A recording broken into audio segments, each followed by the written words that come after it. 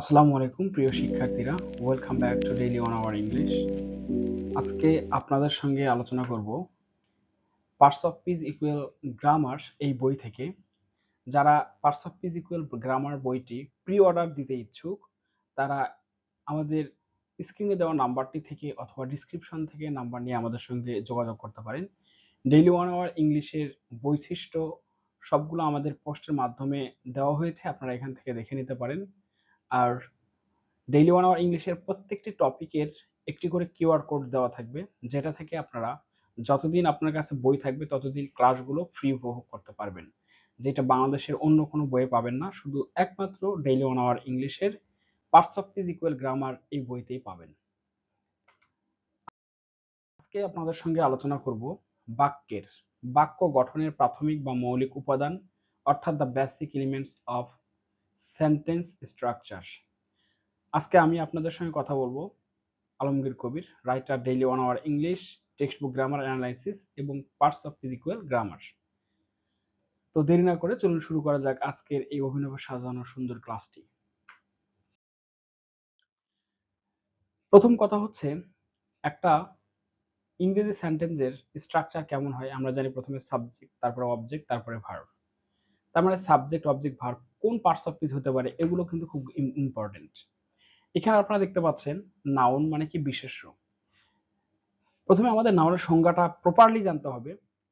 একটি শব্দ যা কোনো ব্যক্তি, বস্তু, স্থান, ঘটনা বা পদার্থ অথবা গুণের নামকে নির্দেশ করে তাকে নাউন বলা হয়। এই সংজ্ঞাটা হুবহু কেমব্রিজ থেকে নিয়ে আমি বাংলায় অনুবাদ করেছি। কি হবে এখানে একটু আমরা খেয়াল করি। কোনো ব্যক্তি হবে, বস্তু, স্থান, ঘটনা, পদার্থ অথবা গুণের নির্দেশ করবে, অর্থাৎ গুণের নামকে নির্দেশ করবে, তাকে নাউন বলা হবে। ওকে, নাউনের বৈশিষ্ট্যগুলো খেয়াল করি। বাক্যে সাবজেক্ট এবং অবজেক্ট হতে পারে। তার মানে বাক্যের যে মৌলিক উপাদান এগুলোর মধ্যে কিন্তু নাউন অন্যতম। এখন উদাহরণ দেখি তাহলে বুঝতে সুবিধা হবে। ইভা ইজ রিডিং আ বুক, এখানে ইভা হচ্ছে একটা নাউন, এটা সাবজেক্ট হয়েছে। এ বুক, এটা এখানে কি হয়েছে, অবজেক্ট। আমি আশা করছি এই অংশটুকু ক্লিয়ার। তাহলে ইভা সাবজেক্ট এবং এ বুক অবজেক্ট। এখন আমরা খেয়াল করি, Riya Riya knows the girl, Riya মেয়েটিকে চেনে। তাহলে এখানে রিয়া হচ্ছে নাউন সাবজেক্ট এবং দ্য গার্ল হচ্ছে অবজেক্ট। একটা কোনটা কোন নাউন এগুলো আমরা পরবর্তী ক্লাসে আমাদের ক্রমান্বয়ে আলোচনা আছে, ইনশাল্লাহ আমরা দেখব। আর বিশেষ করে আমি আরেকটা কথা আবারও বলি, যারা পার্টস অফ ফিজিক্যাল গ্রামার বইটি সংগ্রহ করতে পারবেন তারা আমাদের ফ্রি ক্লাস কিউআর কোডের মাধ্যমে পাবেন। প্রত্যেকটা পেজে কিউআর কোড দেওয়া থাকবে, সেইখান থেকে আপনি টপিকের ক্লাসগুলো উপভোগ করতে পারবেন। সেকেন্ড, সর্বনাম, সর্বনাম পদ বা প্রোনাউন। তার সংজ্ঞা, যে সকল ওয়ার্ড নাউনের পরিবর্তে বসে সে সকল ওয়ার্ডকে প্রোনাউন বলা হয়। প্রোনাউনের বৈশিষ্ট্য কি, সাবজেক্ট এবং অবজেক্ট হতে পারে। তাহলে আমরা এখানে কি পেলাম, এখানে আমরা পেলাম নাউন এবং প্রোনাউন বাক্যের সাবজেক্টও হতে পারে, অবজেক্টও হতে পারে। তাহলে এখন উল্টা যদি আমি একটু প্রশ্ন করি যে একটা বাক্যের সাবজেক্ট এবং অবজেক্ট হতে পারে কোন parts of speech, noun, pronoun. তাহলে আবার যদি বলা হয় নাউন এবং প্রোনাউন বাক্যে কি হতে পারে, সাবজেক্ট এবং অবজেক্ট। এইটুকু যদি আমরা একটু উল্টাপাল্টা করে বুঝি তাহলে সাবজেক্ট ভার্ব এগ্রিমেন্টের অনেকটা আমাদের বোঝা হয়ে যাবে। এখন এক্সাম্পল দেখি। ইভা নোস দ্য বয়, এখানে ইভা হচ্ছে একটা মেয়ে মানে নাউন এবং দ্য বয় হচ্ছে একটা ছেলে, এটা হচ্ছে নাউন।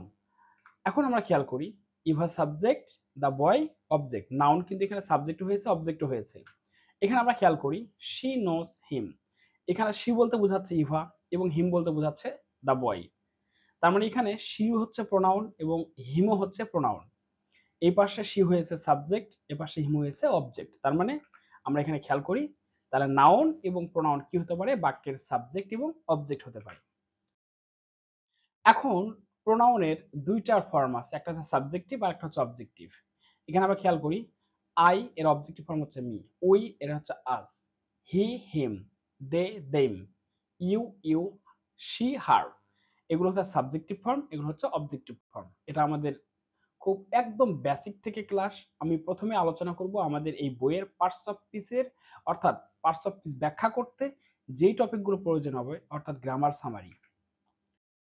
ওকে, এখন আমরা দেখি ভার্ব বা ক্রিয়াপদ। তাহলে সংজ্ঞা কি হবে, ডেফিনিশন কি হবে, যে সকল ওয়ার্ড দ্বারা কোনো কাজ করা বোঝায় সে সকল ওয়ার্ডকে ভার্ব বলা হয়। তাহলে বাক্যে সাবজেক্ট অনুযায়ী বসে, তাহলে ভার্ব কি অনুযায়ী বসে, অবশ্যই আমাদের খেয়াল রাখতে হবে সাবজেক্ট অনুযায়ী বসে। সাবজেক্ট সিঙ্গুলার হলে ভার্ব কি হবে, সিঙ্গুলার নাম্বার। আবার সাবজেক্ট প্লুরাল নাম্বার হলে ভার্ব কি হবে, প্লুরাল নাম্বার। একটা এক্সাম্পল দেখি তাহলে আমাদের বুঝতে সুবিধা হবে। ইভা ইজ রিডিং আ বুক, এখানে এই যে ইজ এটা হচ্ছে সিঙ্গুলার, কেন, এখানে এই যে ইভা নাউনটা হচ্ছে সিঙ্গুলার, যার ফলে এখানে কি হয়েছে, ইজ হয়েছে। ওকে, এখন আমরা খেয়াল করি যে এখানে ইভা হচ্ছে সাবজেক্ট আর ইজ হচ্ছে ভার্ব, ইজ রিডিং আর অবজেক্ট হচ্ছে দ্য বুক। তার মানে আমরা এখানে খেয়াল করি যে নাউন সাবজেক্ট হতে পারে, অবজেক্ট হতে পারে, আর ভার্ব বসে কি অনুযায়ী, ভার্ব বসে হচ্ছে সাবজেক্ট অনুযায়ী। ওকে, আমরা আরেকটা উদাহরণ খেয়াল করি, দে নো দ্য গার্ল, তারা মেয়েটিকে চেনে। এখানে খেয়াল করেন দে হচ্ছে সাবজেক্ট, নো হচ্ছে ভার্ব এবং দ্য গার্ল হচ্ছে অবজেক্ট। এখানে দে হচ্ছে প্লুরাল আর এখানে নো হয়েছে প্লুরাল। আমাদের মাথায় রাখতে হবে ভার্বের সঙ্গে এস বা ইএস যুক্ত হলে ভার্ব কি হয়, সিঙ্গুলার, আর নাউনের সঙ্গে এস বা ইএস যুক্ত হলে নাউন হয় প্লুরাল।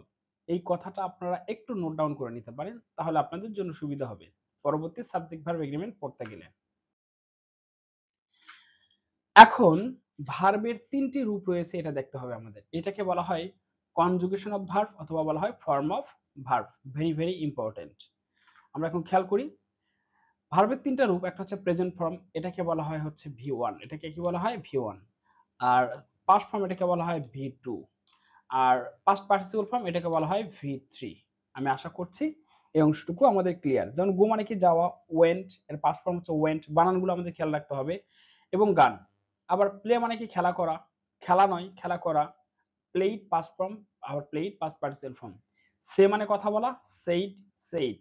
অ্যাম ইজ আর এগুলো হচ্ছে প্রেজেন্ট ফর্ম, ওয়াজ ওয়ার হচ্ছে পাস্ট ফর্ম আর এর পাস্ট পার্টিসিপল ফর্ম হচ্ছে বিন। হ্যাভ হ্যাজ হচ্ছে প্রেজেন্ট ফর্ম, হ্যাড হচ্ছে পাস্ট ফর্ম এবং হ্যাড হচ্ছে পাস্ট পার্টিসিপল ফর্ম। প্রিয় শিক্ষার্থীরা, আমি আশা করছি এই অংশটুকু আমাদের clear. Thank you for enjoying today's class. ইনশাআল্লাহ ক্রমান্বয়ে আমাদের পার্টস অফ স্পিচ ইকুয়াল গ্রামারের যতগুলো টপিক আছে সবগুলো টপিকই ক্লাস নেওয়া হবে।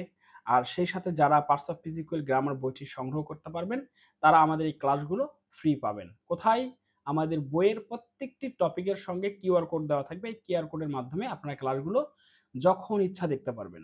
ধন্যবাদ সকলকে, আসসালামু আলাইকুম।